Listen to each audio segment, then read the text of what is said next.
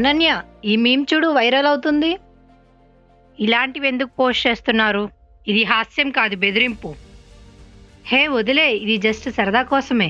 ఇది నాకు సరదాలా అనిపించట్లేదు.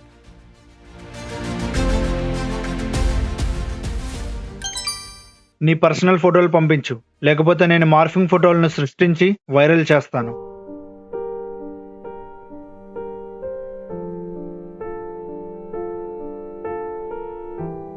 అనన్య, బానే ఉన్నావా?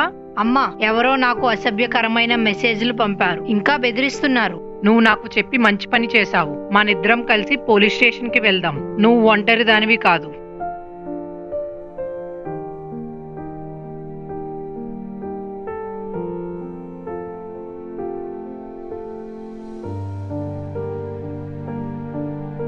అనన్య, నువ్వు చాలా ధైర్యవంతురాలు. నీకేం జరిగిందో అందులో నీ తప్పేమీ లేదు. ఇది ఎవరు చేశారో మేం కనిపెడతాం.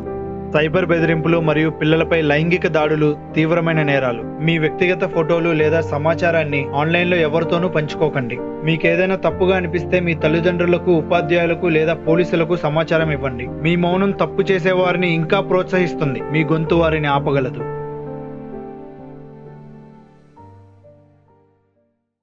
నాకు భయంగా, సిగ్గుగా అనిపించేది. కానీ ఇప్పుడు నాకు తెలుసు, ధైర్యంగా మాట్లాడడమే నన్ను కాపాడింది. మీరు ఆన్లైన్లో ఏమైనా చూసి అపాయంగా భావిస్తే ఒంటరిగా బాధపడకండి. చెప్పండి, షేర్ చేయండి, ఆపండి. పిల్లలపై లైంగిక వేధింపులు మరియు సైబర్ బెదిరింపులకు స్వస్తి పలకండి. అవగాహన, సాధికారత కల్పించండి, నివేదించండి. సుప్రీంకోర్టు తీర్పు ఏప్రిల్ 7, 2025. పిల్లలపై లైంగిక దోపిడీ మరియు దుర్వినియోగ మెటీరియల్ CSCM వంటి కంటెంట్ ను నిల్వ చేయడం, డౌన్లోడ్ చేయడం లేదా వీక్షించడం చట్ట ప్రకారం శిక్ష పడే నేరం.